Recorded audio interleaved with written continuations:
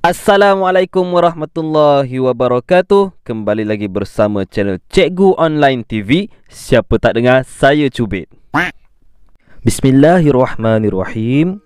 Baiklah, hari ini kita akan sambung bagi tajuk Al-Quran kitab terakhir, iaitu kewajipan manusia terhadap Al-Quran. Sebagai seorang Islam, kita mempunyai kewajipan terhadap Al-Quran. Antaranya, yang pertama, kita wajib beriman dengan Al-Quran sepenuhnya. Kerana apa? Kerana ia adalah wahyu Allah Subhanahu wa ta'ala. Yang kedua, membaca Al-Quran setiap hari dengan kadar kemampuan, kerana membacanya adalah ibadah. Yang ketiga, memahami kandungan Al-Quran dan menjadikannya panduan hidup, kerana Al-Quran mengandungi peringatan dan berita gembira yang dijanjikan Allah Subhanahu wa ta'ala.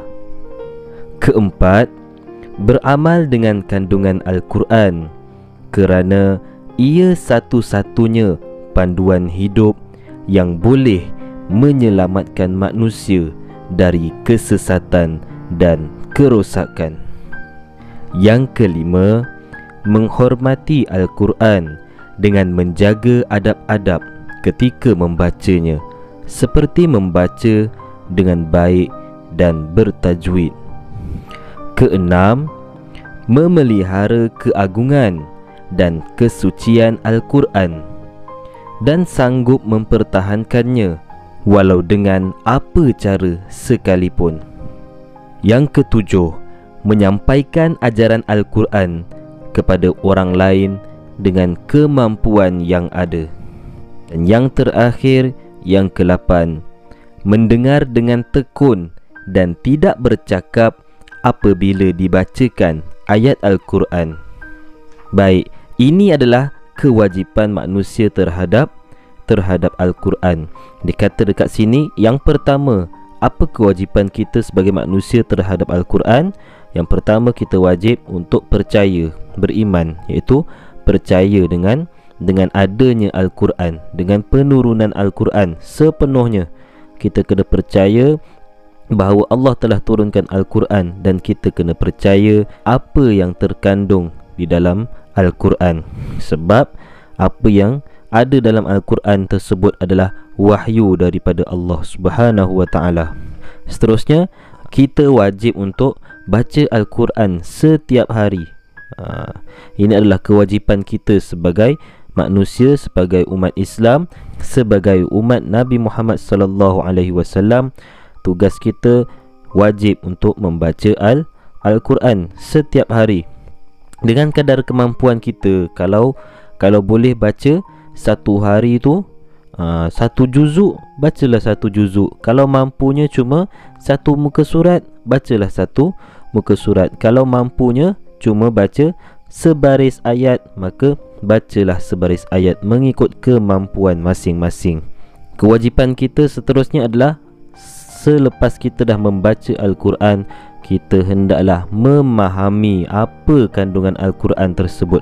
Apa yang kita baca tu kita kena fahamkan dan jadikan panduan hidup kita. Sebab dalam Al-Quran ni terkandungnya peringatan dan berita gembira yang Allah dah janjikan.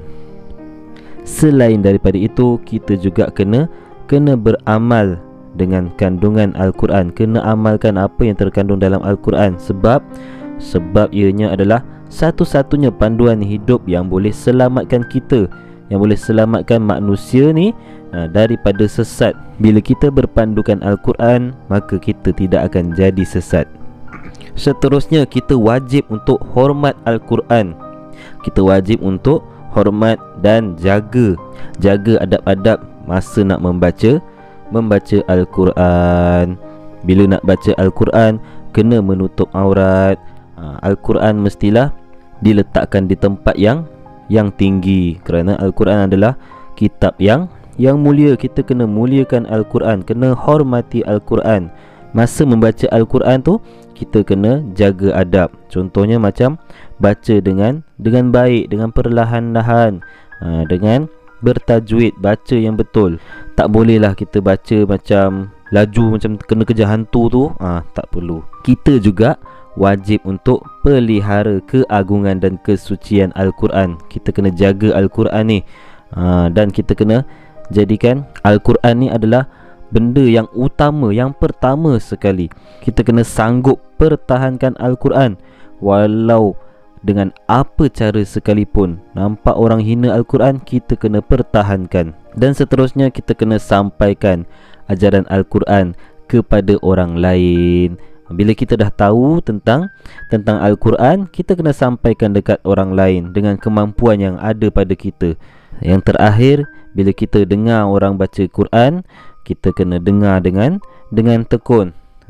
Tak mau bercakap-cakap masa dengar orang baca Quran. Kena dengar dengan betul-betul. Bila orang baca Al-Quran, kita kena dengar dengan teliti apa yang dibacakan. Sedikit info untuk awak semua. Firman Allah Ta'ala di dalam surah As-Sajdah ayat 1 dan 2. A'udzubillahi minasyaitonirrajim. Alif Lam Mim. Tanzilul kitabi la raiba fihi mir rabbil alamin. Yang bermaksud Alif Lam Mim. Diturunkan Al-Quran ini dengan tidak ada padanya sebarang syak pun dari Tuhan yang memelihara dan mentadbirkan sekalian alam. Selain daripada itu, firman Allah Ta'ala juga di dalam surah Al-A'raf ayat yang ke-204. A'udzubillahi minasyaitonirrajim. Wa idza quri'al Qur'anu fastami'u lahu wa ansitu la'allakum turhamun. Sadaqallahul azim.